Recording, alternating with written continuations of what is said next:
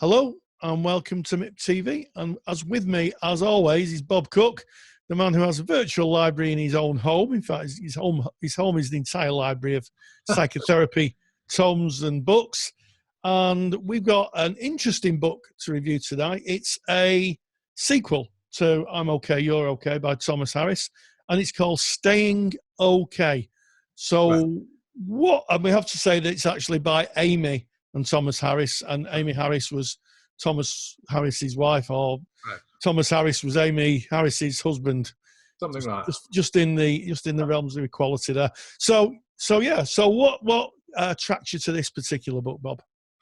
Well, I first came into transaction analysis in 1985, a long time ago, when this book was actually written as a sequel to the multi-selling book of 1972 by Thomas Harris, which he called I'm Okay, You're Okay. And Thomas Harris was in the inner circle of Eric Berne. Eric Berne being the originator of TA, of course. And he, for many, many years till his death, ran what is called San Francisco seminars in his house. And many well-known professionals, colleagues of the day, actually came to these seminars, and so did Dr. Harris. Wow. Harris was so admired by transaction analysis, this new model, that he wrote that well-known famous book, I'm Okay, You're Okay. Yes. It talks about that essentially we come from that position. And that was probably the first TA book I probably read. So this is a sequel to this book. And of course, Amy's in this book now, which is his wife. And really, Tom Harris's book, I'm Okay, You're Okay, 1972, was talking about existential life positions of I'm okay, you're okay. And then, of course, I'm okay, you're not okay. I'm not okay, you're not okay. I'm not okay, you are okay. And I'm okay, you are okay. So he talked a lot about those existential life positions as well as transaction analysis in the first book. Now, this book, what I liked about this book, it's a bridge really to the first book, but what it does, it talks about how to carry out in real life, if you like, the behavioral implications of the transaction analysis theory that was postulated in the early book by Harris and Berne. Yeah, so it sounds, Bob, it sounds like a bit of an instruction book. Correct. For living your life in a way. It sounds almost like it's taking the theory and putting it into a way of doing it, a way of doing. Would that be right? Yeah, it's very much a book of absolutely how to take charge of your life. Now, as I said many times, I think to you, that Eric Berne really, in some ways, was one of the first CBT therapists. Yes. So his TA model in the 1960s, early 1970s, was very much a cognitive behavioral handbook built on the personality model of transaction analysis, paired adult-child. So this book, in similar vein, is in the CBT fashion of, as you've just said, behaviors that you can carry out to take charge of your life. So I like that in terms of, I'm very psychodynamic, as you know, but it's nice to, it's nice to actually see in print some of the behaviors which are built on some of the cognitive processes that TA, i.e. Berne, first talk of. So I like that part of it. There is some really good behavioral exercises and ideas in this book of how you can take charge of your life.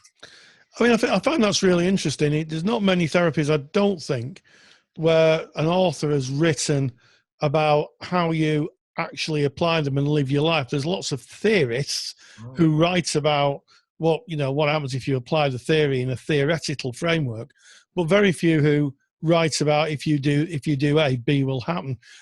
That which has made me a little curious. Is it a book that you would give to a client in the aid of them applying TA theory to themselves, Bob? Would you recommend a client read it? Yes, it's in the vein of that book by which we've actually talked about here and reviewed way back. I don't know when it was, by Mule Jones, James, sorry, and Dorothy Youngwood, and it's called Born to Win. Born to Win. Yeah. Famous book. And it's in the same vein. You would give it to clients. I would give this to clients. So, for example, if we look at some of the chapters, the first 2 or 3 chapters is a review of transaction analysis. And then we move on to the idea of permissions. So the idea that we actually give ourselves permissions, we actually say to ourselves things like, it's okay if I X, or it's okay if I B. So we it's like positive psychology. We create a positive narrative, which will give permissions vis-a-vis the injunctions, really. So there's a whole chapter, or even not 2 chapters, on how to actually utilize these permissions vis-a-vis the corresponding negative processes, the injunctions at TA. So identifying the injunctions, like don't grow up, and giving yourself cognitively the permission that it's okay to be the age you are, for example. Yes, he's taking executive control, isn't it, from maybe a strong emotion around an injunction, and then taking it into the thinking side, the cognitive side, as you say, and saying, as a parent might do. And we, in our last book, we talked about the cathexis school and radical reparenting and symbiosis, and it kind of strikes me that this is really applies to that, where you can get someone to say, it's okay if I go to the shops on my own, where the message might have been in the past, you can't go to the shops on your own in case X, Y, and Z happens. Correct. Identifying the injunctions and giving the corresponding permissions. There's a whole chapter on that. There's another chapter I really like, which is about identifying parental dialogues and where they come from. So the destructive internal dialogues, like you can't do this, not just the injunctions, but also commands. And then creating and developing what they call parent shrinkers. Shrinkers. In other words, it's a great name. Isn't it? That you actually desensitize the actual cognitive commands. And you do things like imagine them much smaller in your head. Imagine them in a sort of a much smaller image. And then you shrink them down. And then you say, put them on your knee, or put this image on your feet. And you start being in charge of those destructive parental people.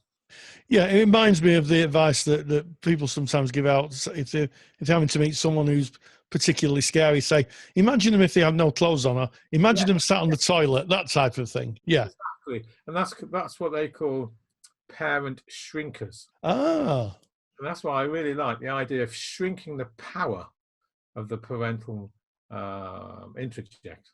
Yes, it's absolutely fascinating concept, and what I really like is it really slots in so well, so seamlessly to the TA model. It also has a very strong link, I think, with attachment theory. I'm okay, you're not okay. I'm okay, you're okay. You know, those positions, those, as you say, existential life positions. That's right. And they touch on something we're going to talk about in the next video, which is strokes. Yes. Talk about strokes a lot in terms of attachment, just the way you said it. And without spoiling the next video, they do talk about how we can find positive strokes and actually utilize them in terms of positive psychology, which I also like a lot. And there's a lovely chapter also on how you take charge of your life. And that's linked onto positive psychology as well. So they do give a sort of a cookbook, hence, sorry, the pun of my name, but there you go. A cookbook of how to take charge of your life, how to live your life, and how to feel okay and see other people's okay. Yeah. It sounds like a great book. It sounds like one that both students and qualified mature practitioners, if they haven't read it, should read it. It sounds really useful. And maybe if you're a general member of the public who stumbled across Bob's site here it may be useful for you just to read it and kind of get some sense of giving yourself permission to do things you might have not done in the past. If anybody's wondering what Bob was alluding to about the next video, if you go onto Bob's site, if you go onto Bob Cook on YouTube, you will find that Bob explains TA theory, and we will be making a lesson on TA theory and the theory of the stroke economy. So keep tuned for that. So as always, Bob doesn't get paid for book reviews. He does it for the love of it and sharing his vast knowledge. Staying okay, Amy and Thomas Harris will put a link in the comments bar below. Let's have some comments. Have you read it, maybe? And if you have, what's your view on it? Do you use it in your therapy practice? And as always, Bob, thank you very much. Thank you, Roy.